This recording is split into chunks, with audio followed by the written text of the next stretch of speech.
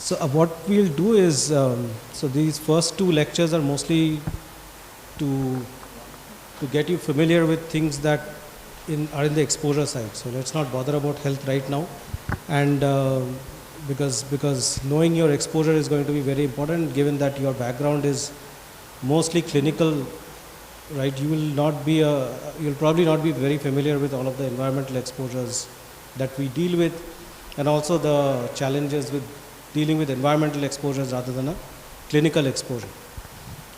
So the way we'll do this, so even though this is a lecture, I would recommend that you ask questions wherever possible, and we can have, so it's not like a hard and fast lecture kind of thing. So it's better that you understand what is going on and also ask questions, because ultimately you will do the analysis, I'll not do it, right? So I'll just give you these basic concepts, or maybe even our concepts, but ultimately when the workshop ends, you will be doing your own analysis. And although you might have, you can ask questions later on, but see, it's like driving a car. So when you learn to drive a car, your instructor teaches you for, let's say, a month at max, and then you go onto the road and you learn to drive by actually driving the car.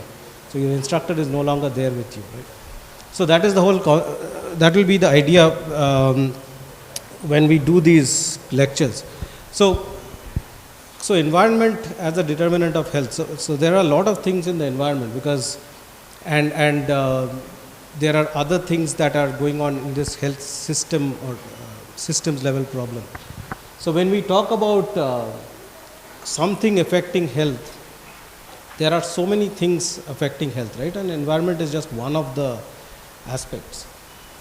So what is unique about the environmental exposures? So that is something that we need to understand, because that's what will determine what kind of analysis, or how do we do our analysis, or how do we design our study. So the first thing is that environmental risk factors. So let's take a few examples. So what do you think are environmental risk factors? Anyone can.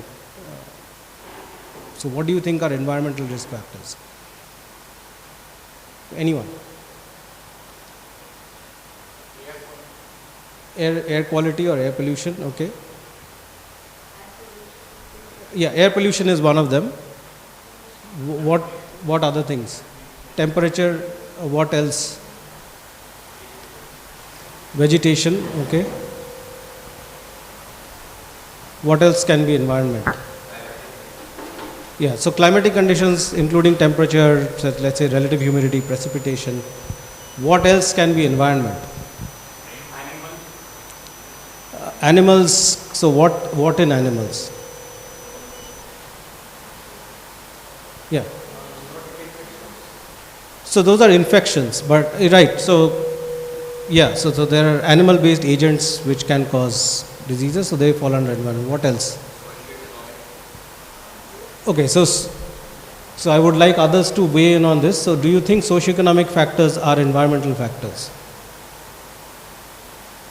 This is a very good point. I mean,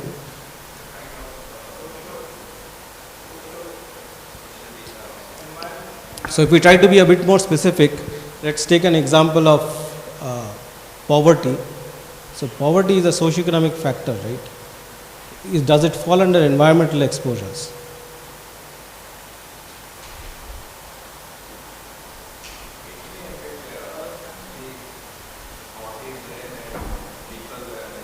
Yeah, right. So it's a higher level variable or a higher level factor that can affect the environment you live in. Let's take another example. So this building, you are sitting in this building and probably you live in houses that are, let's say, built of the same material. So is that an environmental factor? The type of building you live in. So that's something called a built environment, right? So you are living, so indoor, let's say someone is living in a thatched cottage versus someone living in a concrete building. It is going to be a factor in the environment. So anything that is going to affect you in terms of near about, let's say there can be ambient factors like temperature or relative humidity, precipitation, or there can be things that are much more closer to you, which is, let's say, chemical exposures or air pollution. But there can also be neighborhood level, community level, household level factors which also fall under environment. So things like, let's say, do you live in a neighborhood with poor sanitation? Are there garbage dumps? Are there markets around you? Are there bus depots around you?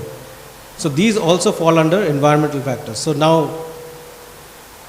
you have given a range of, you yourself have given a range of things that fall under environment. All of them are different types of factors.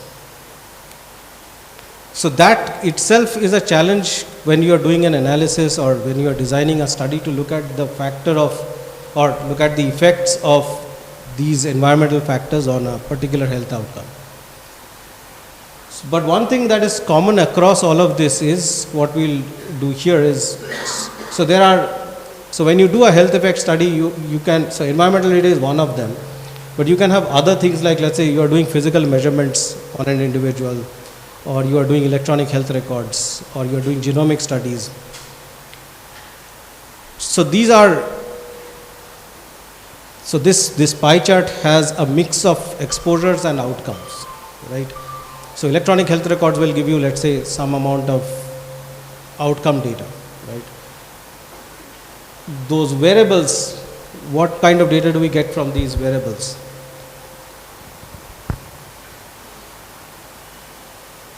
How many of you have a smartwatch or a Fitbit tracker? What do they give you? Heart rate, SpO2, what else? Sorry? Noise, sound level, okay. And what about your location? It tracks your location, right? Your phone also does that. So out of all of these, the environmental data is a little bit unique. There are multiple reasons behind that. So one is, it's a modifiable risk factor. So what is a modifiable risk factor?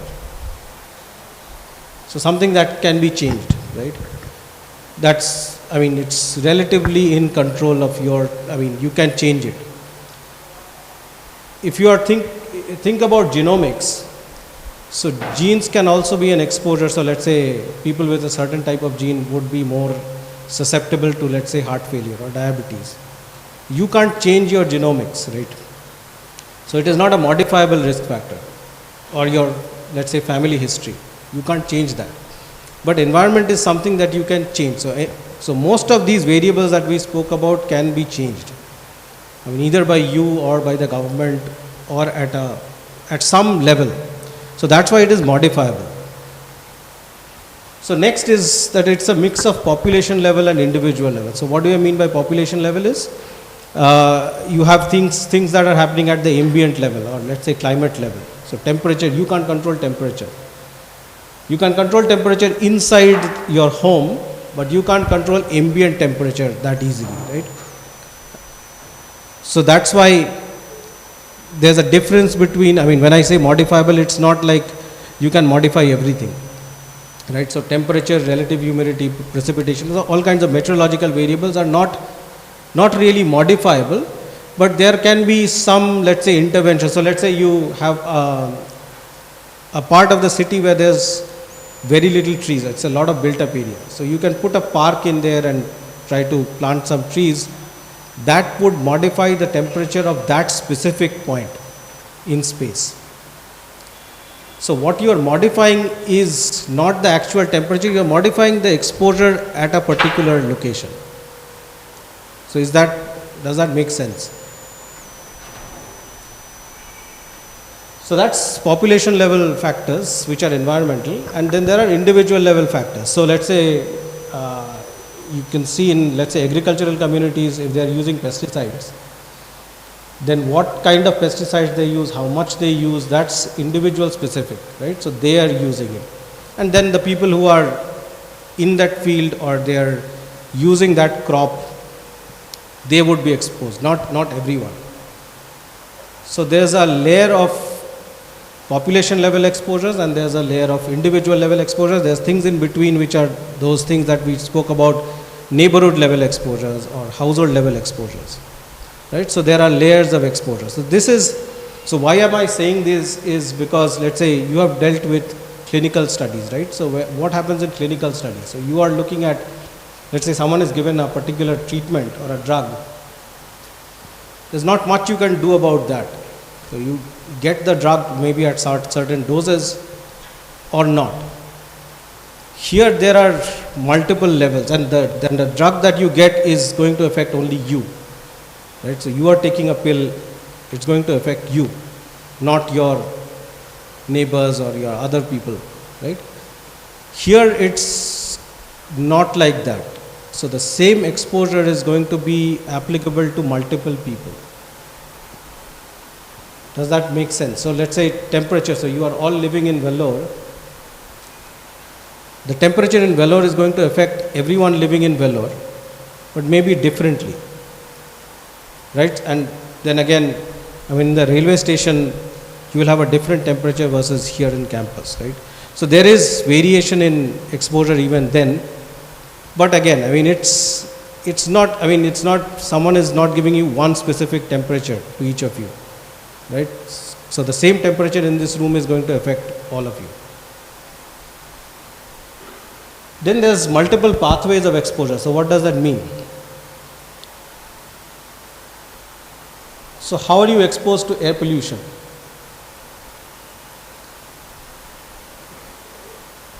So do you have, what is the air quality here? Sorry? 120? Okay. And what about the main town?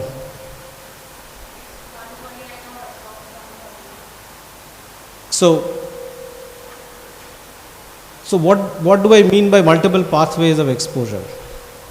So pathways means how does an exposure affect you or an individual? So how does air pollution so what is air pollution? Let's take the example of air pollution. What do you know about air pollution? Particulate matter. Okay, so that's one very specific thing. What else is air pollution? So when you look at the AQI, how many of you know what is AQI? How do they make AQI? When the government reports or you see these newspaper reports, they say an AQI of let's say 120, 200. What is that?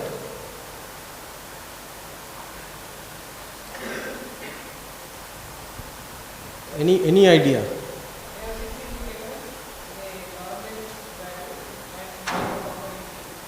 So it's based on some formula that someone has devised, and it has multiple inputs which are different air pollutants. You get this whatever number that you get, and then it's categorized. So those different components, so there can be one of them is let's say particulate matter. What else can be component of AQI? Sulfur dioxide. What else? What about ozone? What about temperature? Carbon monoxide. What about temperature? Do you know if temperature is part of the AQI calculation? Is relative humidity part of AQI calculation? Okay, so we'll come back to this later. So what do I mean by multiple pathways of exposure is because you have different components. When is or what contributes to let's say PM 2.5? So what are the sources of exposure for each of these air pollutants? Traffic is one source. What does traffic emission give? Is it only PM 2.5 or does it give something else? SO2 is not so much. I mean, there's NO2 is a vehicular factor. I mean, source is vehicular. Biomass burning is something that will give PM 2.5. What about ozone?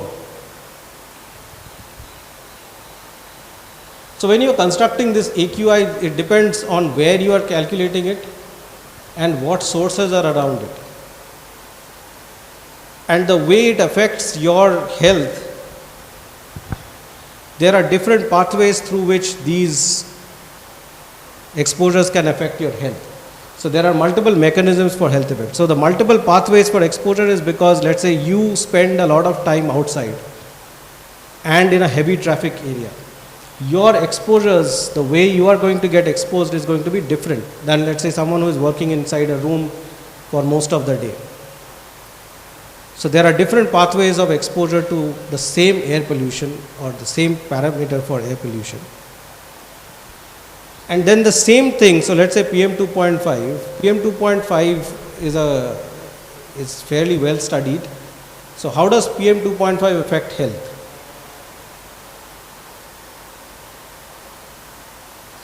So I mean, it's fairly common knowledge that it affects health, but how does it affect health?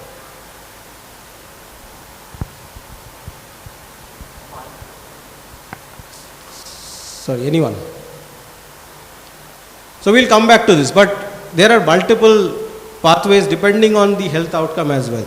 So if you're looking at the cardiovascular system versus the respiratory system, the way PM 2.5 would affect them, there are some shared pathways and then there are unique pathways. But there are multiple pathways. So just recapping this, so environment is unique from other exposures because of these things. So let's say if you're taking one drug, it is going to, let's say, affect or work through one biological mechanism. But environmental factors, depending on what you are studying, in terms of the exposure as well as the outcome, there can be multiple different pathways. How you are getting exposed and how your health is getting affected. The most important thing is that it's a modifiable risk factor, because if you can't change anything, what do we do about it? I mean, you can't change your genomic structure. So rather than changing because something that you cannot change, we need to work somewhere else. If let's say a certain group of people are more susceptible to heart attacks because of their genomics, it's a difficult thing to change your genomics. So we'll work on some other way to mitigate the burden of heart attacks. Here you can change at the exposure itself. So that's why, let's say, heat action plans, what do they tell you? So to follow certain guidelines. So why do you give warnings? To tell vulnerable people to stay inside, for example. So what are you changing? When you tell people to stay indoors during a heat wave, what are you changing? Are you changing the temperature? Yeah. Right, so you are changing individual level exposure to that temperature. You have no control over the outside temperature, so they are telling you to stay indoors. So what you are exposed to is getting changed. So that's the modifiable risk factor. Now it can be the other way around also, because let's say air pollution, I mean, one way is to stay indoors, wear a mask, whatever. That's one way. But most people might not have the luxury of doing that. So the other way to change environment is doing systems level things. So let's say you modify your traffic patterns, or you invest more in public transport. That is changing at the population level. So that's another kind of modification. But that's the most important thing for environment and health, is that you can control it or you can change it to look at the health effects. Right? So any question? So a lot of environmental health studies would have all of this. It's not an environmental health study, it's a study. It's a study of health and everything that affects health, because everything would affect health in some way or the other. So these things, they are either measuring health outcomes or they are measuring exposure. And then you are looking at factors which are related to health, or they are contributing towards either a worse health outcome or a better health outcome. So this study here, the All of Us study, it's a US study funded by NIH. So you can take a look at that. So we'll talk about that a little bit, but the idea is there's a whole bunch of measurements across domains. So it is no longer just a health effect study. It's a study of these different factors, or as a whole, what is happening as a whole.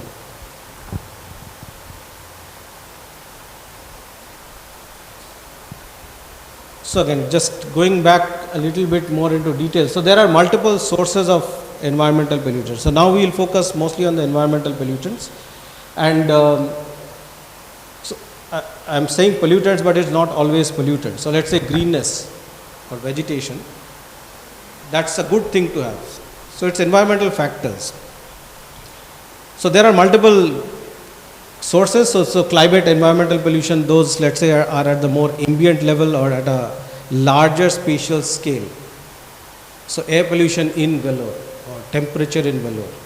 You can also do temperature and air pollution at CMC campus. You're changing the scale of the spatial unit, right?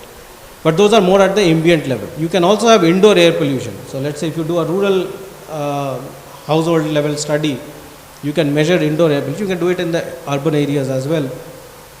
That's more at the household level. So infectious agents, so you already work with that. So that's again in the environment. Heavy metals, so things that are let's say arsenic, cadmium, lead, mercury, those kind of things. What are those? So are those individual level or are those community level, ambient level? What are those? So always think about, let's say at a human level, what are those kind of exposures?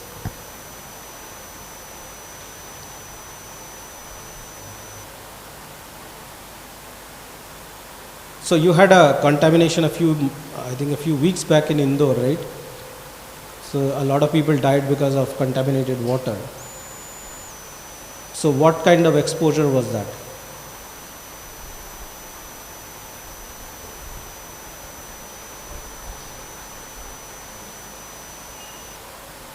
So when you get so how many of you know about arsenic? Anyone knows about arsenic contamination? So arsenic is it's a metalloid. So it's not a metal, it's a metalloid, but it's a compound that is, or it's an element that is found in rocks, in sediments. And the major exposure route is through water. And the most widely affected parts are the northeast, Bihar, that area where you have big rivers. So that exposure, it's an environmental pollutant or contaminant, and individuals are getting exposed through, let's say, drinking water. So although it is available in the environment, not everyone is going to have access to it, let's say. So people are digging bore wells or wells in arsenic contaminated areas. The people who are drinking that water or are using it for other purposes, so let's say bathing or washing clothes, cooking food, they are the ones who are going to be affected, not everyone. So even if you have people living around arsenic contaminated sites, not everyone is going to have high levels of arsenic just because how you are getting exposed to it. Any questions? So there are other pollutants like, let's say, lead. So what are the sources of lead?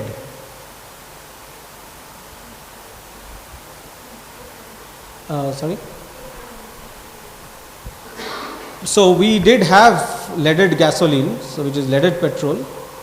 Right now, I mean, based on the work of one of our mentors, Joel Schwartz and others, we don't use leaded gasoline anymore. So it's unleaded petrol. But there are other sources. What are the other sources? Do you know? Anyone has any idea? Paint. What else? Packaging. Yeah. So there can be trace lead. What other? There's one big element which everyone has in our homes, but we don't know. It's lead acid batteries. So these batteries have lead. So when you dispose of the batteries, they go to recycling sites, and that lead gets into the environment. So people who are dealing with the recycling stuff, they are exposed to lead.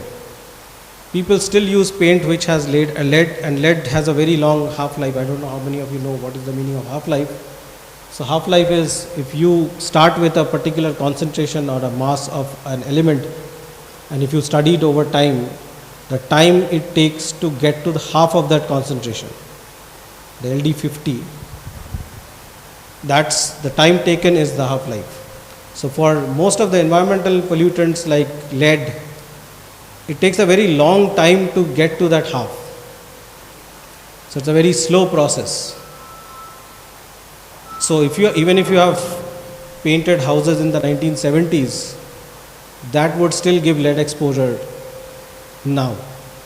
Right? So that's a common problem in the US when they have a lot of houses painted in the 60s and 70s which had lead in the paint, and it starts peeling off and it gets into the dust in the house. So those are things about heavy metals. Then there are all of these lifestyle factors which are very individual specific or household specific. So if you take a lot of packaged food, the chemicals in the packaging is going to affect who is consuming that. Right? So a lot of children use a lot of packaged food, a lot of adults use packaged food. So all of that is getting at an individual level. So environmental exposure at an individual level. And then there's this cumulative exposure of over a lifetime. So you start even before birth. So you start at conception. So during pregnancy and then going forward. So you are exposed right from the beginning till you are dead.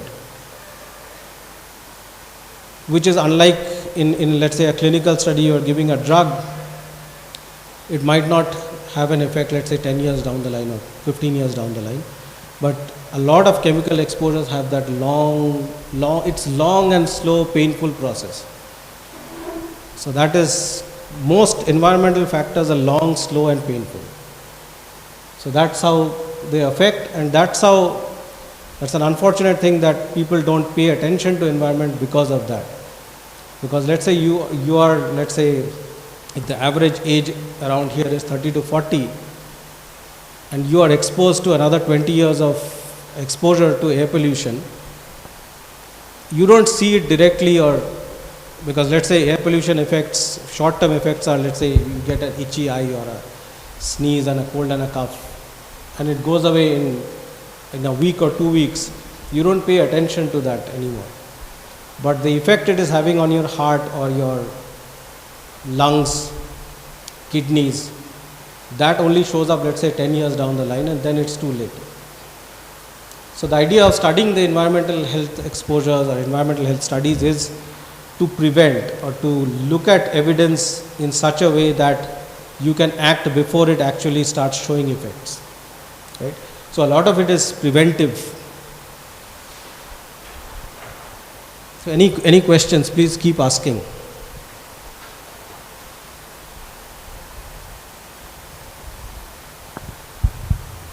So these are some of the major environmental exposures. So one is air pollution, and air pollution, there's a difference between ambient, indoor and even personal.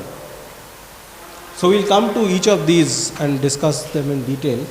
Then there are chemicals, so metals, persistent organic pollutants. Anyone knows what's a persistent organic pollutant? So there will be terms like this, you don't have to know them right away. You can go and look them up. So what are persistent organic pollutants? How many of you have taken an organic chemistry class in your school? What are organic molecules?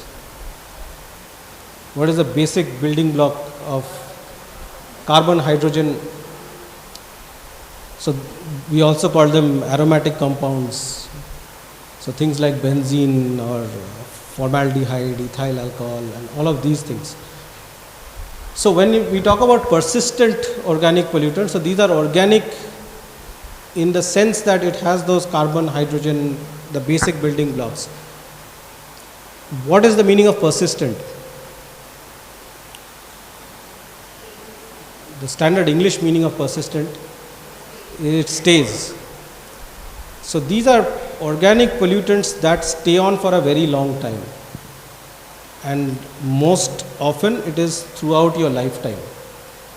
So when we looked at that picture across the life course, so there are things or chemicals called, let's say, PCBs, so polycyclic. So these are polycyclic organic compounds.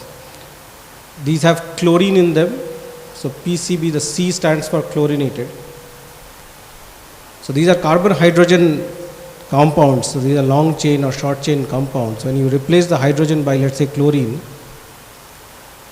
you can get a lot of chains or different types of PCBs. So it's called polychlorinated. So it's a long form. I don't remember the exact form, but these are in short called PCBs. So then there are BDEs. So there can be, so most of them have halogens in them. So chlorine, bromine, so polychlorinated or brominated diethyl. So these are the persistent organic pollutants. So there's another one which we used to have in India called DDT. So it was used as an insecticide. And there's a metabolite of that called DDE. But DDT is banned right now in India, right? But people who have used DDT in, let's say, the 90s or the 80s, they still have, you can measure the levels of DDT and DDE in their tissues. So the reason why it doesn't go away is because of that long half-life. And a lot of these compounds called, the persistent organic, we call them POPs. So there are two types of POPs. One is a fat-loving chemical, the other is a water-loving chemical. So PCBs, BDEs, these are fat-loving chemicals. So they are stored in the fat tissues.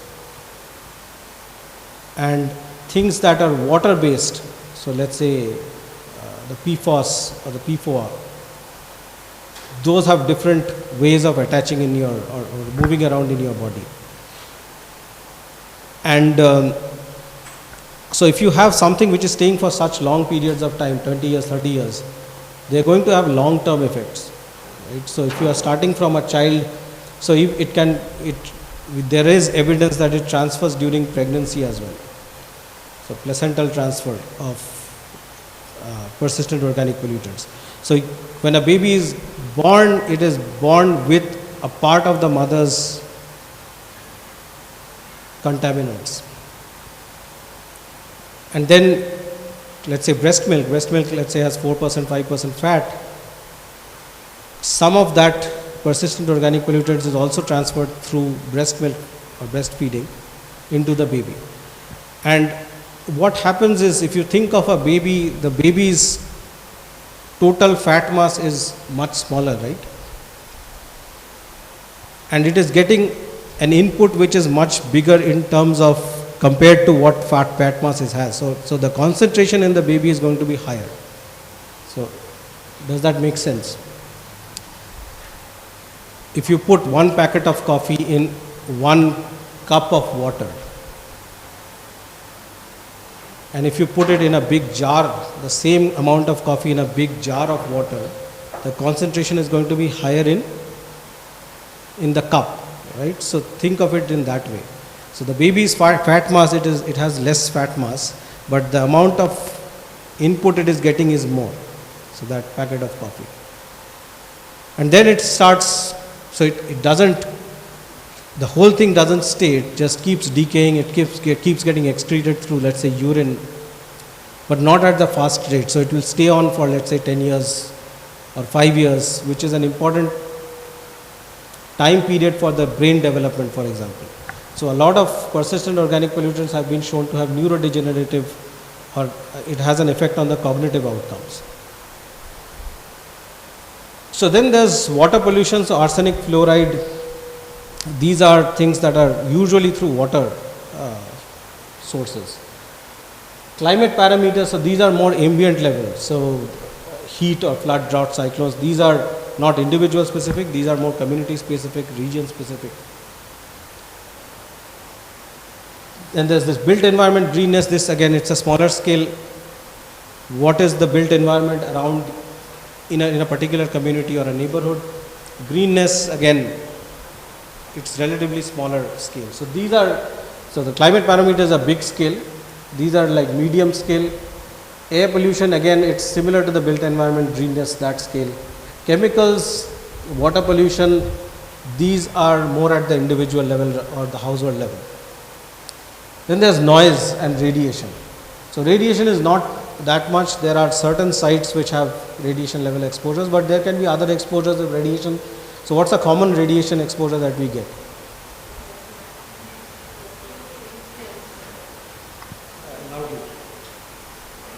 UV. So UV radiation. Who gets more UV radiation?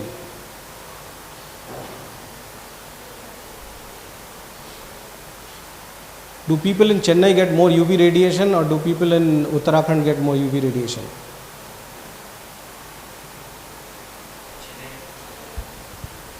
Are you sure about that?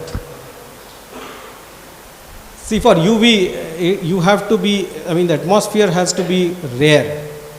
So rare means light atmosphere, because the radiation has to travel through atmosphere and hit you. So I don't have exact numbers, but if you are in the hills or the mountains, you get burnt very easily, right? So that burning is because of UV. So it is not always clear who will get the higher exposure. We have to look at that exposure a little bit more. Noise, what about noise?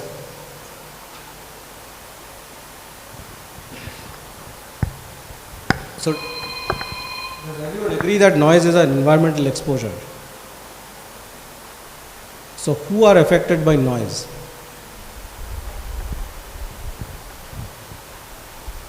If you are living in a city, in a very crowded place with a lot of traffic, you are more likely to get higher noise exposure. People who are spending a lot of time outside because of their occupation, so let's say traffic police or shopkeepers who are in very high density markets, they are going to be affected by noise. So one thing that I'll mention here is, if you think about people, so let's say take traffic police, one person. So what all environmental exposures are they exposed to? We just said noise. So noise is one. What else? Air pollution is one. What else? So imagine a traffic police. If you go out next after today, you see a traffic police, what is that policeman or policewoman exposed to? Air pollution, noise, what else? Heat. Anything else? Sorry? No, I'm just saying that right now, if I take an instant measurement, what are they exposed to? Air pollution, heat, noise. They could also be exposed to water pollution, but only if they are taking contaminated water and so on. But so the basic three are noise, air pollution and heat. So one person getting three exposures. And even in air pollution there are different types. We already mentioned NO2, PM2.5. So that is the problem with environmental health, is one person is exposed to multiple things at the same time, and they all affect the same health outcome. So if we just take a simple example of hypertension or blood pressure, then all of these exposures that I mentioned are going to have an effect on blood pressure. So when you do an environmental health study, the challenge is to figure out what is your question and what you can study in this setting. Because this is not going to be a clinical study where you can do let's say a randomized control trial to look at the effect of air pollution. That is not going to be possible, right? So those challenges we'll talk about. Any questions?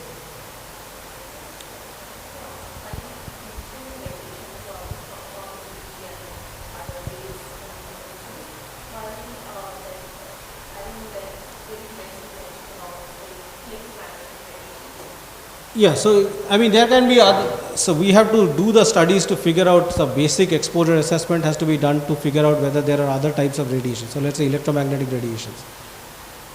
So right now it's not a very commonly studied thing, and there might be sites which have more EMPs than others.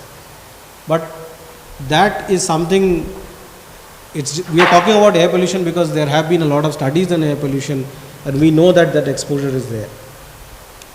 For other exposures, we need to check.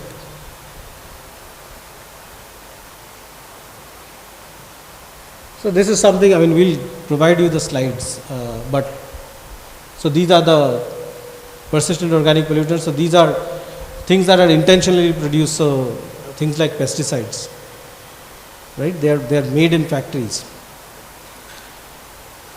Then there are byproducts, so PCBs are basically byproducts, and there are these emerging chemicals. So have you seen water bottles, the plastic that they use in the water bottles? A very commonly used chemical in the plastic is what?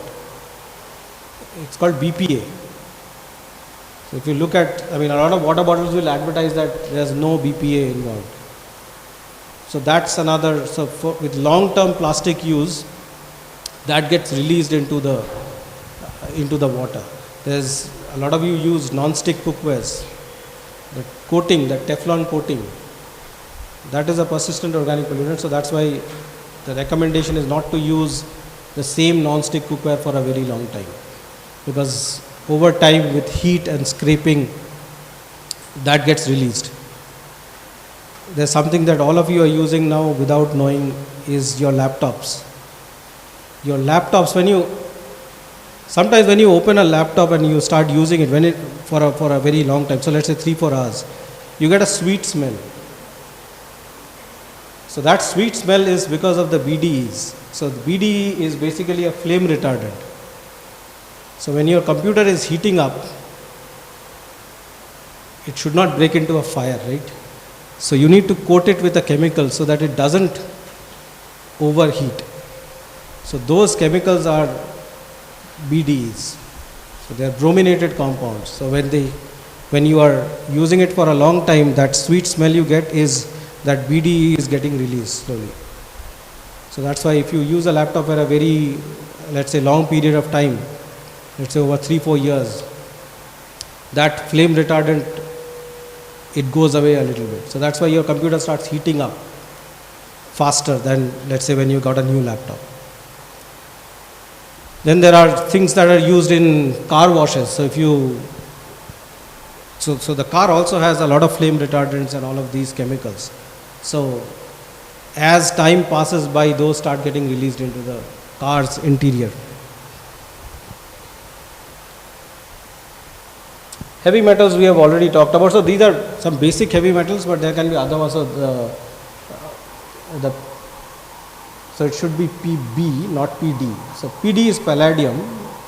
So PB is lead. So lead, mercury. So a lot of mercury contamination comes from what? Any idea? It's through a food product.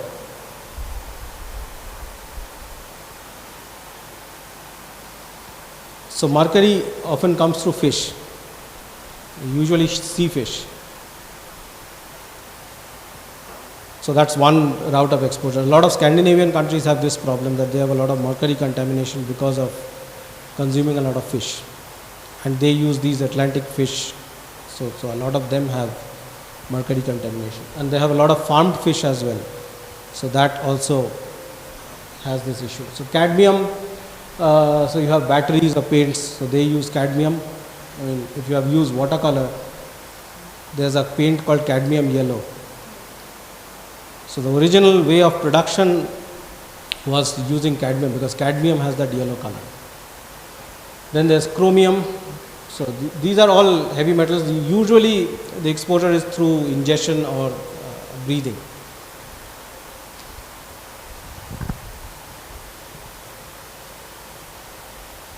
Okay, so now, so these are the broader ones. So climate related, so we have heard a lot about climate change. Everything affects. Climate change is everywhere, and it seems to affect everything. And that's not a very good situation for let's say a statistician or an epidemiologist. When everything affects everything, it's a very difficult problem.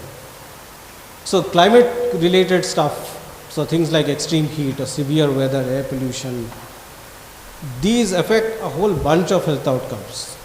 So when we look at environmental health, That has always been a problem because, let's say, this cardiovascular thing is related to extreme heat. It is also related to air pollution. So again, that same exposure affecting, or the different exposures affecting the same outcome through different pathways. So when you are looking to do a study on air pollution and hypertension, you have to account for the fact that temperature also has a role to play in that. Right? So looking at multiple exposures at the same time.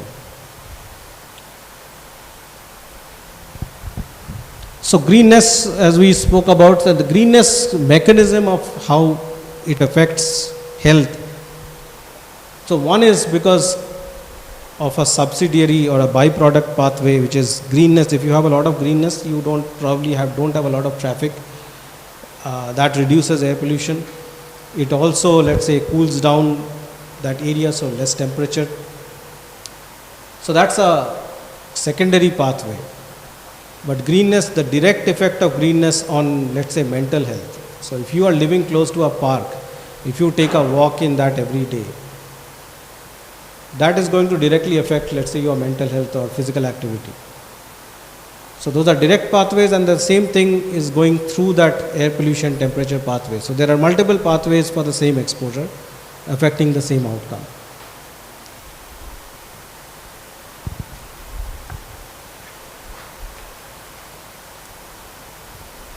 So noise is very unique, I mean, in terms of, so the way it affects, let's say, the most easy way to use noise is it affects stress, and it increases, let's say, your hypertension and so on, or your blood pressure. But noise has this unique feature that, so if you think of air pollution, just let's take an example of air pollution. So air pollution or temperature, how fast do you think it varies over space? So what I mean by that is, if I take a point here and if I take a point at the corner of the room, what is the difference in air pollution and temperature between these 2 points? It's more or less same. Why is that? Because air pollution, for example, how does it exist? So it's in the air. And air, more or less, it's similar here and there. And the same thing for temperature. But what about noise? If you stand in front of this speaker, or have you seen those big DJ boxes? If you stand in front of that versus if you stand behind that, do you feel a difference? Because sound travels in wave. So if you are in the direction of the wave, you will feel it more than if you are standing behind the wave or away from the source. So how does that figure in this? That's physics, right? But how does that figure in health?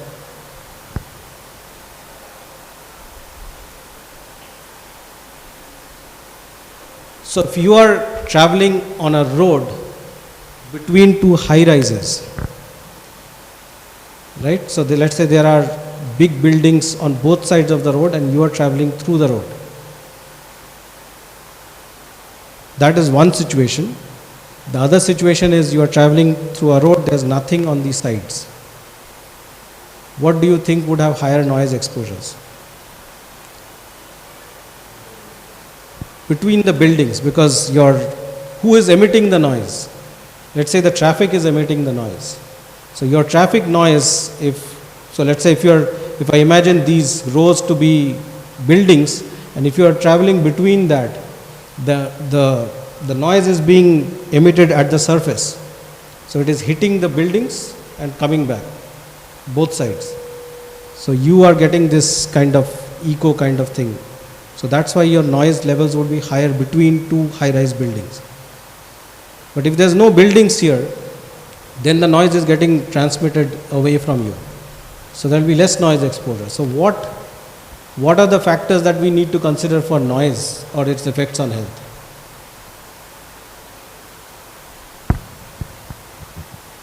It's the built environment. So how are buildings built and the 3D aspect of the buildings. So if you look at Google Maps tells you that there's a building here. It's a shape on the map. It doesn't, right now it doesn't tell you what is the height of the buildings. Same way, so if you look at the map and you say that I want to live in this apartment because it's close to the highway. Are you facing the highway or are you not facing the highway? That is going to have an effect. Because if you're facing the highway noise is coming straight to you. Versus if you are on the other side of the building, that noise is going to be cut off just because you are away from the road and there's a solid structure between you and the highway.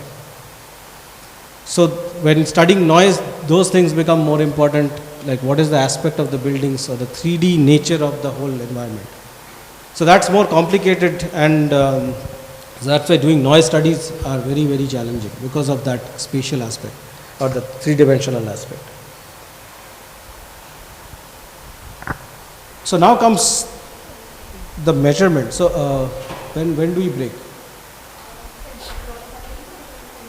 10:45. Okay, so we'll continue. So that's fine. So if you feel tired, just you ask questions. Right? So the exposure complexity is now, since you have already done clinical studies, you would know that you measure things in different metrics, right? So or different matrix. So you can have blood, you can have urine, tissues, all kinds of biological measurements, right? But not everything can be measured. So when I'm talking about exposure, it is difficult to measure environmental exposure in biological tissues usually. So we'll take some examples. So persistent organic pollutants, these are mostly measured in blood, urine, tissues. Depending on what you are measuring or where you are measuring it. So if you are measuring persistent organic pollutants in blood, there can be problems. So what problems? So I spoke about these fat loving compounds and the water loving compounds. So blood is what? What is the main thing in blood? It's water, right? So persistent organic pollutants that are fat loving would not be found that well in blood. Right? Because the compounds don't love water, why would they go in blood? They would stay somewhere else where there's more fat. What is fat? Where do you store fat in your body? These are adipose tissues, for example, right? So adipose tissues. So then to get a better estimate of what you are exposed to, you need to get tissue samples, which is very difficult, right? What about children? So let's say newborns. Where are they getting their persistent organic pollutants from? So when they were born, they are already getting part of it in their fat compartments because of at delivery, where is the baby getting their POPs from? But what way? From the mother in what way? Placental transfer. So that's one. So that's what they are born with. What after that? Breast milk. So now if you want to measure the exposure of persistent organic pollutants in newborns, you would have to take samples from the mother's breast milk. Because you can't take tissues from a baby, right? So that's more or less certain. So depending on what chemical you are measuring, so the other compounds that are water loving are P4 and P4, so those you can measure in blood or urine. But if you want to study PCBs or VDEs, then blood is not a good option. Then there are heavy metals. So heavy metals usually get deposited. So heavy metals, the good thing or good for measurement is that it stays for long. So it decays slowly. So if you get a nail sample or a hair sample, then you get a decent enough estimate for heavy metals. So if you have, I mean, I don't know, I mean, I think a lot of you have not looked at arsenic contamination, but what is the main end point for arsenic contamination? Or what happens to the individual when you get arsenic contamination? Any idea? Sorry? Renal failure. What else? What is the first effect that you see for arsenic? So if you have been exposed to arsenic for let's say medium range time, where does it show up first? On the skin. So arsenic leads to cancer in a lot of cases, and it's usually skin cancer or oral cancer. So when you are looking at things like arsenic, it might be too late if you are looking at humans. So then you need to go to the source. So you need to take samples from the groundwater or the river water where they are getting their water from, and look at exposures or environmental exposures at the source. So that's for arsenic. Air pollutants and heat, there are different ways to measure it depending on what is your question. So we'll discuss this in detail, but the basic idea is whether you are measuring ambient, which is outside, and this also has statistical implications, so we'll come to that later. It's very important to note that it can be done ambient. So ambient is something that is outside, we don't have a lot of control over it. Then you can do it indoors. Indoor is if I put a monitor here and I measure air pollution. So let's say if you're doing it in a household air pollution study, you can put a monitor indoors and study air pollution, right?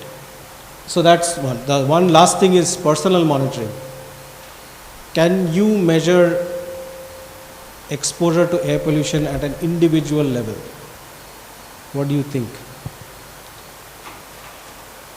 If you are taking a drug or a medicine or a treatment, you know the dose that you are giving to your patients, right? So the clinician, that's how a clinician would give, I mean, whatever dosage is required for that person, they will give it to them. So you have an exact idea of how much they are getting, or how much goes into their system. Can you do such a study in air pollution? What is your PM 2.5 exposure? So what is the meaning of exposure in this case? So if I looked at a drug, so if I give you a drug and then if I measure, so let's forget about a drug. What do you do in an OGTT test? So when you are looking at diabetes patients, you are giving them a fasting glucose and then you give them a glucose challenge. 2 hours later, you are looking at another blood sample. What are you doing in that case? You are giving them whatever 50 grams of sugar, and what are you looking at? How much is left in the blood? But you know that 50 grams, right? So you are giving the 50 grams. Here what is going to happen? If you are, let's say you are looking at PM 2.5. If I go back to the traffic policeman and I want to measure PM 2.5 exposure of that traffic police, how do you do it? Or can you do it?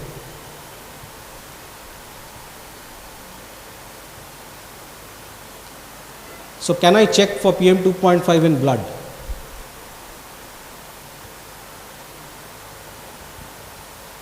Can I check for NO2 in blood? What is NO2? NO2 is a gas, right? Can I check NO2 exposures? If I take a blood sample, or let's say any sample, urine, tissue, blood, can I measure NO2 in this sample? Any idea? You can just, how many of you think that it can be measured? How many of you think it cannot be measured? You cannot measure these chemicals in blood, right? Because once it is inhaled, it is going to disperse through the bloodstream. So it is impossible to measure these kind of air pollutants in blood or tissue. And that is another challenge of why we can't do personal at the tissue level or the blood level. The PM 2.5 aspect I'll come to later because that's a more complicated thing. But you can always give a monitor to a person. Right? You can have these small monitors and the person can carry it around and it will measure exposure. But what is that exposure? That is what the person is sort of just before inhaling, what is the air pollution around him. Once it gets into the system, gone. So then you can't measure it. So that is the issue with air pollution. The measurement is a bit tricky. So you can measure it at the ambient level with central monitors. You can measure it in the household, which is using, let's say, smaller monitors. And you can measure at the personal level, but it's still before it enters into your body. Similarly for temperature. So temperature is the temperature outside. You are not looking at body temperature, inside temperature. Right? So this is temperature which is ambient. Climate metrics, again, rainfall. You have to measure it outdoors. And that's at a community level, neighborhood level, region level and so on. Noise, again, I told you that problem. So noise has to be a mix of ambient and also it has to be like at an individual level in sense that, let's say if you put a monitor here versus monitor just outside the wall, and that's how you have to measure what is the difference between noise levels inside, outside, due to the aspect ratios and so on. Right, so not everything, so the main take home point is not everything can be measured at individual level. Unlike in clinical studies, you cannot do everything at the individual level. And a lot of things cannot be done in like taking samples. So that's why the environmental sampling is important. So we'll come back when we do the statistical parts of this. So the way exposure is assessed, that is going to determine, let's say, confounding or dependence in your data structure. So simple example is if I have one monitor for Vellore and I can measure only through that monitor, then everyone in Vellore would be given the same exposure, right? Because there's no other way to measure it. And that introduces a dependence. Because if I put a monitor here and I assess everyone, if I assign the same exposure to everyone, you all will get the same exposure. Even if the exposure was different, because my monitor was just here. If I had monitors with each of you, then I would get individual level differences, right? So how the exposure data is collected is going to determine what kind of analysis you will do. So this is the example of arsenic. So you will see that these red dots are where they have found arsenic contamination in groundwater. So these are points where they have done the sampling in groundwater. So you will see that there's clustering, right? So there are a lot of points here along the Brahmaputra and the Ganga belt where they have found arsenic contamination. So does that mean that there is no contamination here? What do you think? This is measured in groundwater. Do you think that the red dots are the only ones where there is arsenic contamination? Do you think that all of the orange areas are not contaminated? Think of the way it is measured. So it is measured in groundwater. Where is groundwater? Groundwater is under the ground. Is it only in one place? Like these are circles, right? So these they are not in circles. They are over space. So it is just because they have sampled from there, that's why you are seeing these red dots. If I had done a sampling here, it's most likely that there would be a contamination there as well. So when you're looking at this kind of data, you have to look at, so let's say if I have a household right at the center, right? Doesn't mean that they don't have arsenic contamination. That just means that There is no sampling here, but if I look at the neighborhood, then it is most likely that there would be a contamination there. So those spatial aspects also you need to take care of, especially in case of water pollution or things like air pollution is much simpler, air pollution or temperature, because it's over the ground and it's spread out. Water pollution, there's a small issue here of the river. So if you are further away from the river, then most likely the contamination will be less. If you are closer to the river, it's going to be more. So there's a lot of spatial aspects that are complicated that needs to be taken care of. That's why we'll do the geospatial. That's why you need to do geospatial, because of this kind of complicated issues. So the distance of the household or the person from a polluting source, that is an important consideration.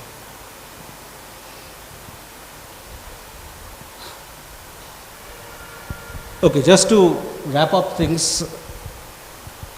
So environmental exposures are mixtures. So mixtures means you have a lot of, so imagine that traffic policeman example again, that person is exposed to minimum 3 exposures. So when you talk about environmental exposures, it's usually mixtures. Or when if you look at your diet throughout the day, all of the contaminants that are going through the diet, you are consuming everything. So the accurate assessment of the exposure, that's a challenge. We have told multiple instances of why that is a challenge. The mechanisms through which they affect health. So how does PM 2.5 affect hypertension or cardiovascular systems? Versus how does temperature affect cardiovascular systems? There are overlapping pathways. That's something we need to consider. So health effects, again, for the same PM 2.5, if I take two of you and if you go through Vellore, you are exposed to the same air pollution, right? Or if you are sitting in this room, you are exposed to the same temperature in this room. Any doubt about that? But the effect on health is going to be different depending on your factors, your individual characteristics. So what, right? Because you all know statistics. So what does that mean? You are exposed to the same exposure, your health effects are different. What does that mean? Or what statistical thing is this?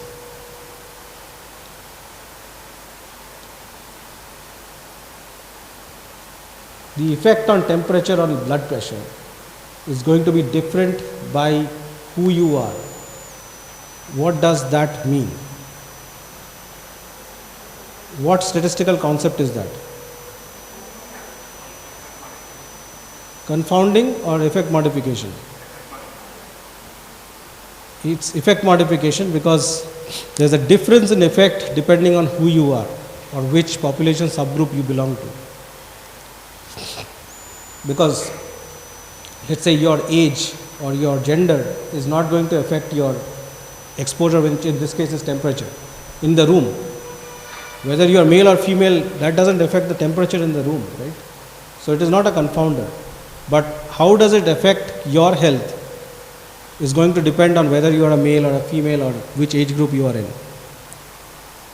So in this case, in a lot of these environmental cases, the health effects would vary because of that and also due to other things which are related to the exposure. So let's say how long have you been exposed to air pollution or how long do you spend outdoors? So duration, how much air pollution are you exposed to? Are you living in Delhi versus Vellore? So duration and quantum of exposure. And then your individual characteristics, so genetics. So are some people more likely to get heart attacks due to air pollution? Then that depends on your genetic makeup or family history and so on. So all of this taken together, it's basically giving you challenges to design a study to look at one specific research question. So if I want to look at the effect of PM 2.5 on developing hypertension, I need to look at all of these factors. So what else are they exposed to? Who am I comparing? Do I have enough time to look at incidence of hypertension? How long does it take for air pollution to to trigger hypertension? Is it short-term effect, long-term effect? So we'll go through all of that as we go through the course, right? So one important thing here with the difference with the clinical study is there's no chance of designing an RCT, so you can forget about your RCTs for these 3 days. There's no point of thinking about RCTs anymore, right? So because it will be unethical to tell a person to go and stand in the air pollution levels of Delhi, for example. So we have to work around these challenges. Okay, so any questions before we can have maybe a little bit more, but any questions? Yeah.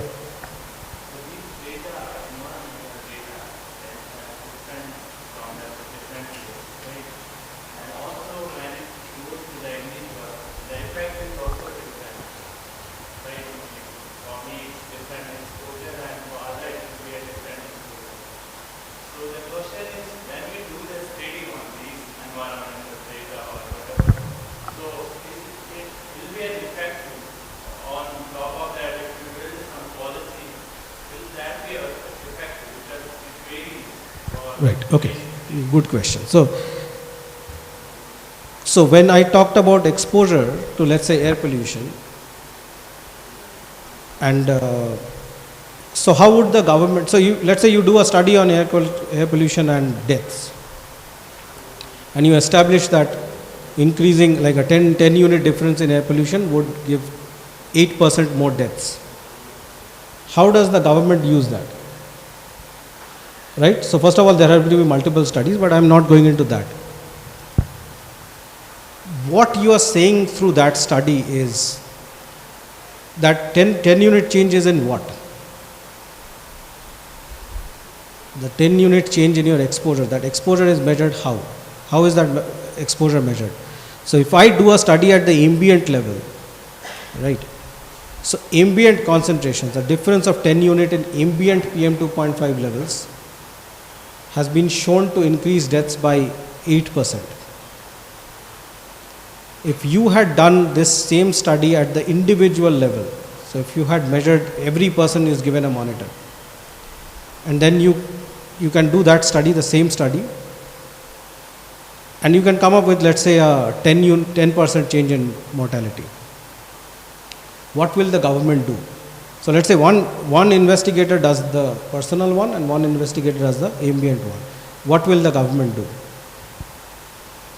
So how is environmental policy determined, or how do you frame a policy?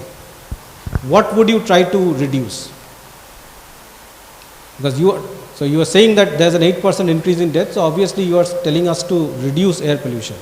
How will a government reduce air pollution? So let's stop thinking about individuals right now. If you are sitting in the environment ministry, how do you reduce air pollution?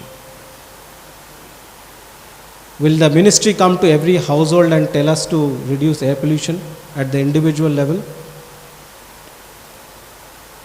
It is very difficult to do environmental policies at individual level. So what the government would do is do systems level changes. So things like, let's say, investing more in public transport, or increasing the greenery around a particularly high pollution area. So what are those going to change? How is it going to change exposure? It is going to change at the population level. So for things that are affecting a lot more people, the policy has to be targeted towards population level interventions or region level interventions. Versus if you are looking at, let's say, arsenic contamination, the government can tell you that I'll give you a safer source of water to drink from, so don't use that particular well. That's more pinpointed. It's not absolutely individual specific, but it's still more concentrated. For a policy you would need, or for an arsenic policy would be different than an air pollution policy. Or let's say heat action plans. Why do you do heat action plans? You are taking a policy so that a lot of people can be covered by the same intervention or a policy. So the idea is, because it affects everyone in some way or the other, you try to change at the upper level rather than going to individuals. You can have another policy which is, let's say, behavioral, which will be very specific to the individual. So let's say the government tells you, do not use petrol or diesel cars, use only EVs or public transport. That is dependent on you. If you don't do it, the government has nothing, how will they enforce? Then it would fail. So that's why environmental policies have to be done at bigger levels, like higher levels, rather than individual levels. And that's why the correct evidence is important, because if that person who had done the individual level study, I'm forgetting about, forget about confounding, because there's a lot of confounding in individual level studies. Assume that they have done an excellent job and they have given so that 10% is the correct 10%, perfect experiment. If the government has to use that, then you have to intervene at the individual level, which will take a lot of cost, it will take a lot of effort, and yet it might fail because the individual is not going to work that way. So for bigger or more spread out exposures, it is better to control or intervene at a higher level, so that you change the exposure for a bigger population than just one. And also the other advantage is, if you reduce air pollution, you are reducing a lot of other things. Because let's say if you have a cleaner environment, you are most likely getting more greenery, you are most likely getting more public transport. So the effect of that policy is not going to be only through reducing hypertension, it is going to have other cascading effects as well. Right? Any other questions?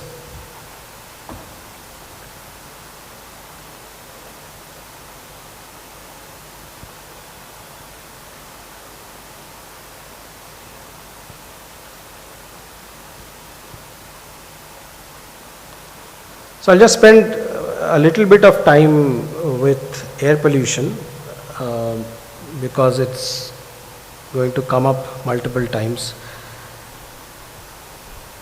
There are some of these things will be overlapping again, but it's good to know about this. So for air pollution, the broad idea is that air is never clean, right? So you don't get clean air.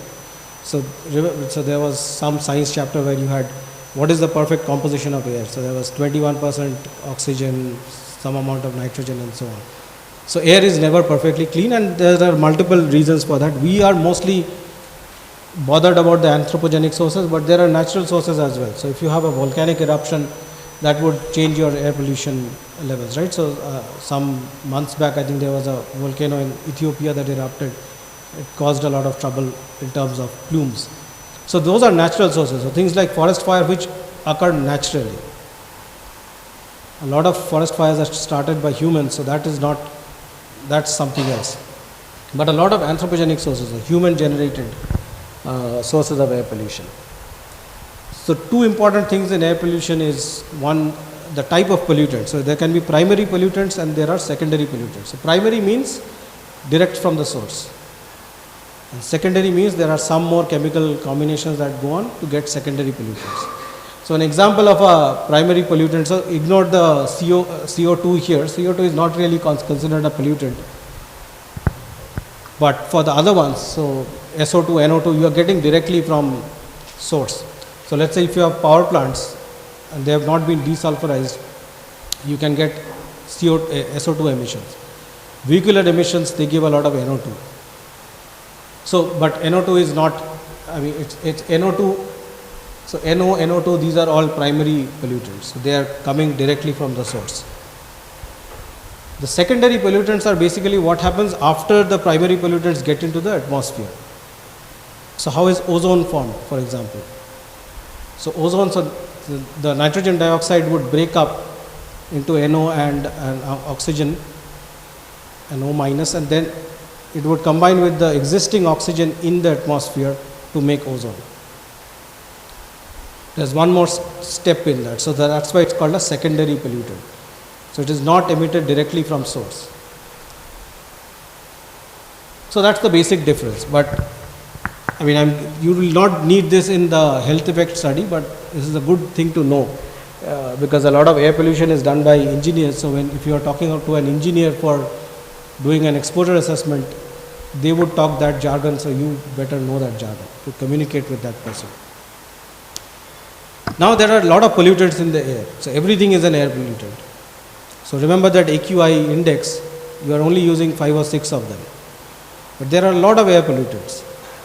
And it is not like you are selecting NO2 and choosing to inhale that, right? You are inhaling a bunch of air which has a whole bunch of things. You don't even know what is in that thing. So there are basic characteristics of these pollutants. So one is particulate matter. So particulate matter means what? So have you seen what are the measurements like? Have you seen a measurement like? A lot of you have seen AQIs. AQI is not a pollution measure, it's a regulatory thing, just to make things simple, to let people know that it's bad outside. But it's not really a measure, right? So how do you measure PM 2.5 or PM 10? So if you look at the detailed, if you go to a Central Pollution Control Board monitoring site, I think you should have a monitor in Vellore. You can look at the data for that. The particulate matter is not one chemical. Anyone knows what it is? Particulate matter is concentration. So what is concentration? So in physics, mass by volume. Right? So mass by volume is concentration. So if I put a packet of coffee in 1 liter of water, let's say 50 grams of coffee in 1 liter of water. So 1 liter in volume is let's say 1 meter cube. So 50 grams, so if I convert it to units, so it is 50 grams per liter. That is concentration. So in this case, let's take the volume of air. So if I take a certain volume of air, and if I measure the mass of the pollutants in that volume of air, that is the concentration. So if I suck in air through a filter, and if I gather the pollutants on a filter, if I weigh that filter, so let's say I suck in 1 liter of air or 1 meter cube of air, and let's say there's 50 grams in that. So 50 grams per meter cube is the concentration of that particular pollutant. Now, depending on, so if you think of a filter, so what does a filter do? So you have filters in your air conditioners as well. How does it work? So it is sucking in air. So what gets left on the wall of the filter depends on how fine the pores are in the filter, right? So if you have a filter with very large pores, only the very big particles will stick to the filter. Any doubt about that? So this is more physics than anything. If you reduce the size of the pores on a filter, the finer particles will also get stuck, but the bigger particles are also getting stuck. So you have the bigger particles, smaller particles, and the filter is getting heavier. Then if you weigh that, so that gives you a concentration. So this much micrograms per meter cube. And that is particulate matter. So it is not really a measurement of the gas or a particular chemical, it's just a mass concentration. So mass by volume. So the same PM 2.5 measurement, so let's say 100 micrograms per meter cube in 2 different samples can have very different compositions. So one sample can have a lot of sulfur if you are close to a power plant. One sample, if you are sampling near a road, it can have a lot of nitrogen. But the mass concentration is still the same. So when we talk about particulate matter, it's a concentration. The number, the 10, 2.51 is the diameter of the particle. 1 micron meter, 2.5 micron meters, 10 micron meters, these are arbitrary cutoffs. But these are subsets also. So remember that when I talked about that filter, if the pores are smaller, the smaller particles stay and also the bigger particles stay. So what you are weighing, so let's say if I have a filter to measure PM10, I will design my pores such that they are 10 micron meters, right? So anything which is smaller than that would pass through, so it doesn't contribute to the weight. If I make the pores smaller, so let's say 2.5, now only everything less than 2.5 will pass through, but 10 and 2.5 will stay on the filter. So when you look at PM10 measurements and PM2.5 measurements, the PM10 measurement is a superset of the PM2.5 measurement. So that's why in your filter, if you have pores of 2.5, it will have both PM2.5 and 10. So if you look at the display boards, you will see that PM10 is always greater than PM2.5. That is because PM2.5 is a subset of PM10. PM1 is a subset of PM2.5. PM1 is also a subset of PM10. So it is these, so they are contained within each other. So it's like those nesting dolls. Gaseous is something that you will measure in, again you can measure it in concentrations, but they will give you the exact concentration of that particular gas. So NO2 is the concentration of NO2, let's say in parts per billion or whatever. So these don't have any chemical formulas, but these do have. So you got specific, you're studying one gas. Then there are heavy metals, so these are elements, so for that it's the same, so you can measure in parts per billion or concentrations, but they will be specific to that element.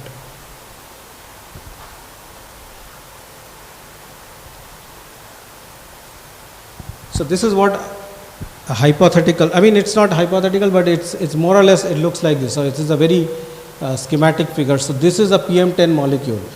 So 10 micron meters is the diameter, right? This is a red blood cell.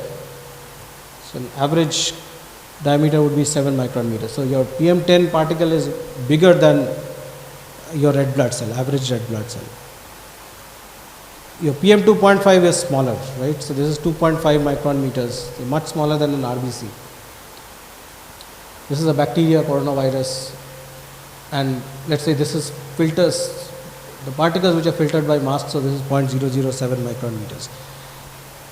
So if you look at this PM10 would have a lot of difficulty getting into blood because it's too big. But a smaller particle, or an even smaller particle, would easily go into the red blood cell. So what is happening with that? So if it gets into your blood, it has access to your systems, because that's your transport. So if you get onto that bus, if you are not too big, once you are in the bus, you can go anywhere.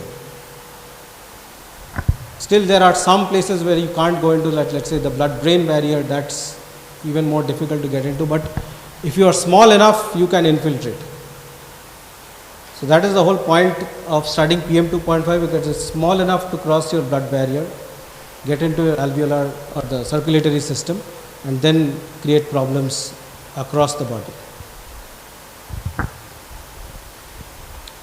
Okay, so just continuing on that, so because this is something that you will deal with when we do our analysis and all.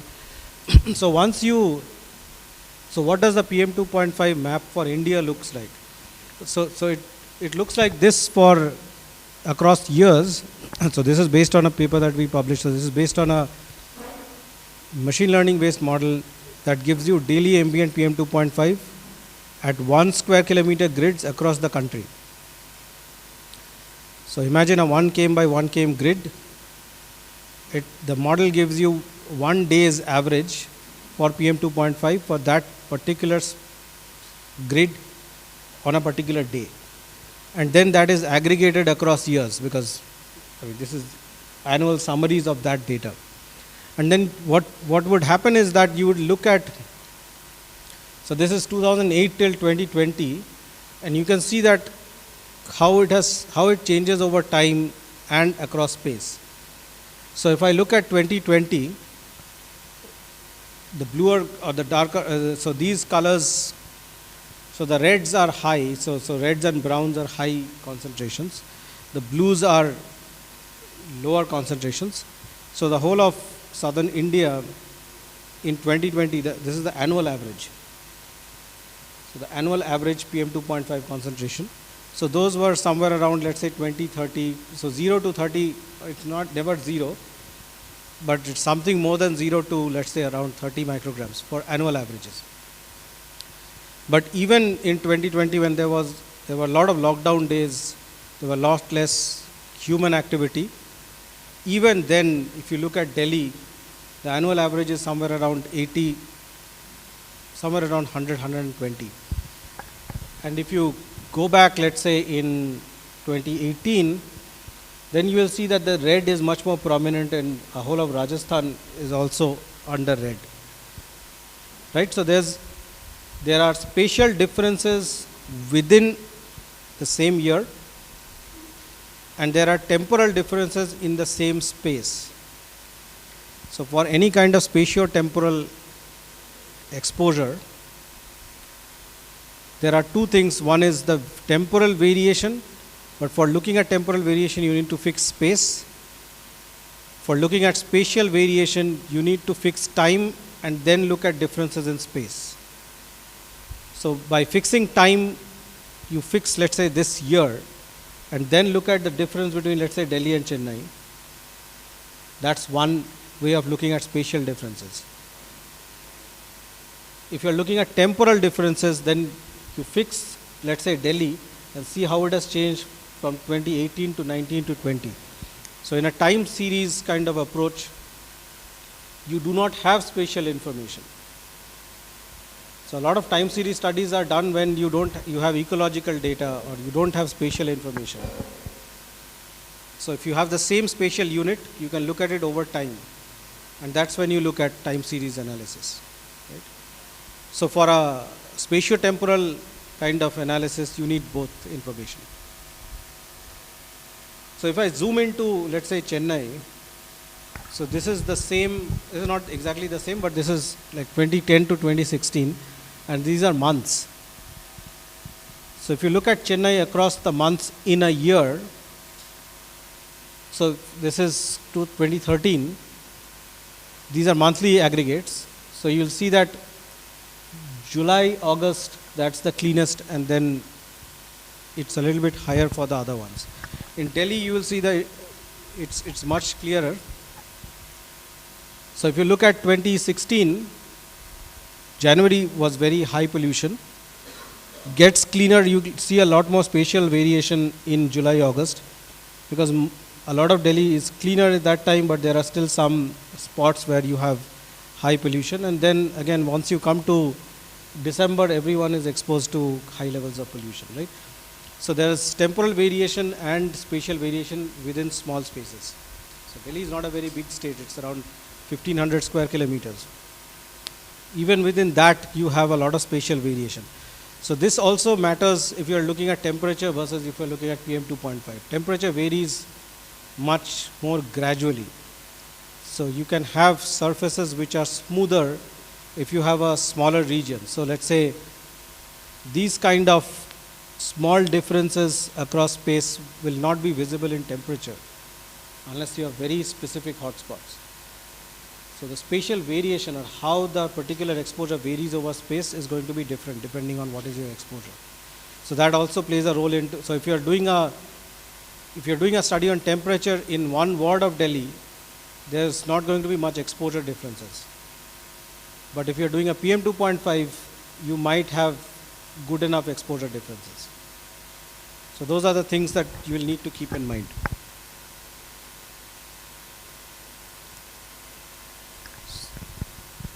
So this is where that PM2.5 thing, because we are dealing with PM2.5 in almost every study, but PM2.5 doesn't mean that it's the same.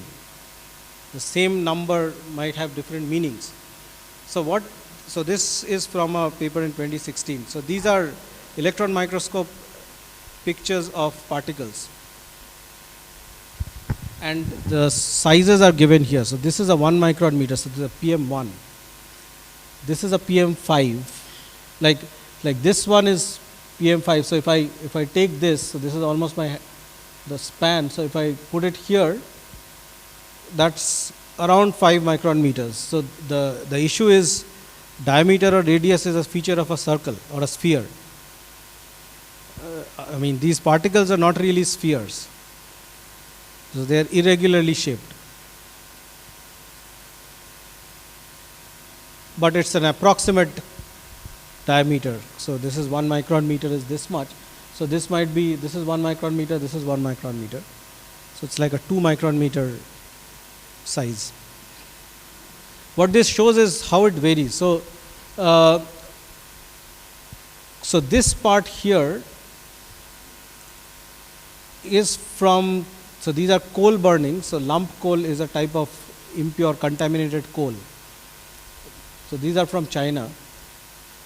This is from wheat straw. If you burn wheat straw, that also gives you particulate matter. But the shape, you see, it's more like a net kind of thing. Lump coal gives you much more condensed particles, like compressed ones. This is dust. This is 100 micron meters. But they are more spherical. This is diesel vehicle exhaust. This is 10 micron meters, so PM10. This is diesel vehicle exhaust, but it's 5 micron meters. So there are different sizes coming from the same source. So why does the shape matter?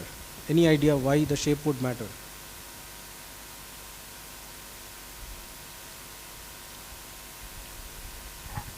So when the particle it gets into your system, where does it go first? Lungs. If it crosses that the nose linings and it goes into the lungs, then what does it do? It will try to get into your bloodstream. So how does it get into the bloodstream? By crossing that barrier. So the bloodstream is a lot of blood, right? So what is in the blood? So there are WBCs, RBCs, platelets and so on. So this particle, what will it do? Once it gets into the bloodstream, it enters the bus, what will it do? It will take a seat. So to take a seat, it needs to attach to a cell. So what will it attach to? So let's say our RBC. How well it attaches depends on the surface area of that particle. If it has a very spherical type, like let's say this one, and so the RBC is like a flat, like a donut kind of thing. So if it doesn't have enough surface area to attach, it will not attach well. But if it has an irregular shape, like a crab kind of thing, it might attach better. So depending on what is the shape, so this is called morphology of the particle. So that determines how it will attach and how quickly it will get into your bloodstream. So there are things with these particles. So let's say relative humidity, if it's moist, then the size of the particle increases because it attaches to water molecules and then the size becomes bigger. Then it's more difficult for it to attach to or get into the bloodstream because its size gets bigger and the surface becomes spherical. So if you have more humidity, it might be better in terms of your exposure. The other thing is, that's the shape, so that's the morphology. The other thing is toxicity. So the same particle will have different combinations of elements. The usual one is, let's say, the carbon or the nitrogen. So what comprises the PM2.5 particle is important because it will determine what your health effects are. So even if you have 50 micrograms per meter cube in Delhi and Chennai, if you are living close to a power plant in Chennai and it has more sulfur than the exhaust in Delhi, so the Delhi exhaust, let's say, has more nitrogen, the Chennai exhaust has, let's say, more sulfur, your health effects are going to be different for the same PM2.5 concentrations. So that is also something to keep track of. So there are studies called speciation studies where you speciate the PM2.5. So you take the PM2.5, the same filter, and you look for metals in that filter. Or you look at elemental carbon, organic carbon, depending on what you want to study. So there are organic carbon, elemental carbon, black carbon. So the black carbon is the worst because it's more directly affecting your circulatory system. So things like the diesel, the trucks that run on our highways, a lot of them give a lot of black carbon. So that we can get from these kind of speciation studies where we look at the composition. Then all of the trace elements, so aluminium, magnesium, chromium, lead, all of that is also part of the PM2.5, the same PM2.5. And then you have anions which are negatively charged, so sulfates, nitrates, ammonium. So again, the composition of the particle matter, so there are not many studies for that, and it's very difficult to, so for example, there are monitors in US which give you this measurement. They do the measurement through the government. Here we don't have that yet. So we don't know what is the toxicity of the PM2.5 that you are breathing. But it is important to know that because the effects will be different. So I'll skip this. So the basic idea is you need to know what are the sources. So if you are trying to look at PM2.5 or NO2 and a health effect, you need to know what is the source of that pollutant. So if you're looking at NO2, you know that vehicular traffic is a good source. So you need to know how far you are from the highway or from any major road. How much is the traffic density on those roads? So those are the things that would play a role in your analysis. So I'll skip that. So the determinants of, so how do you determine how much particulate matter is there? So I'm taking the example of particulate matter, but this applies for other pollutants as well. So the first thing to note is that what is the gold standard for the measurement? So the gold standard is the filter-based measurement. So you suck in air through a filter, you weigh that filter and get it analyzed or weighed. That gives you what is there over that day. So for example, 24-hour average or 8-hour average, 12-hour average. So that is the gold standard for PM2.5, for example, or PM1. But there are several determinants of that. So what are the factors that can explain pollution? Because this will be important if you want to build, let's say, an exposure model for PM2.5. These are some of the things that you need to know. So meteorology is a very common factor, right? So weather patterns. And these vary from day to day. So today's temperature, tomorrow's temperature is going to be different. So those are short-term changes. Important for time series also, short-term changes. And how does that affect? So meteorology, so temperature, usual thing is if your temperature is high, the air is lighter and your pollutants would go up above from the surface. So you'll have less pollution, usually. Similarly, if you have a lot of rainfall, hygroscopic growth, so you'll have less pollution. So things will settle down or the particle size will become bigger. Wind speed, so if you have a lot of wind, it gets transported. It's not, the pollution is not here, but it gets transported somewhere else.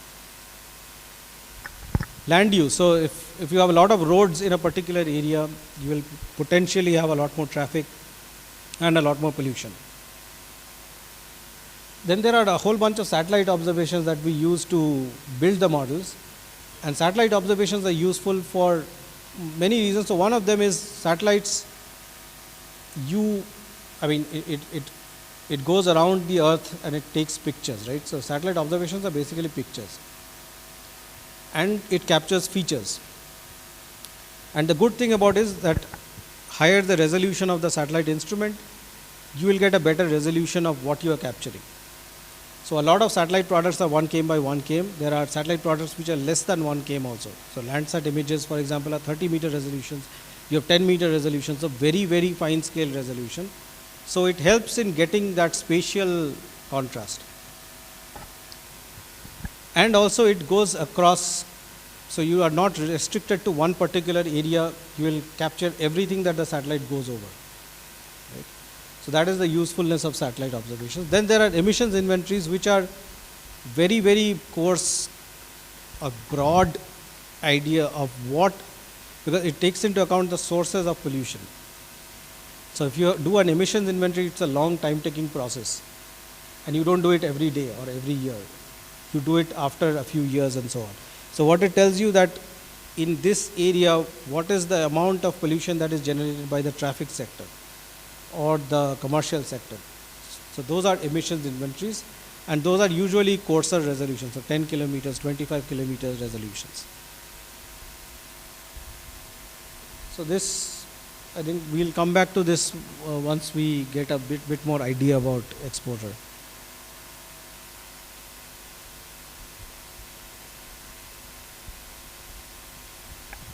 So going back to the so this is how, there are videos on YouTube, you can see how it works.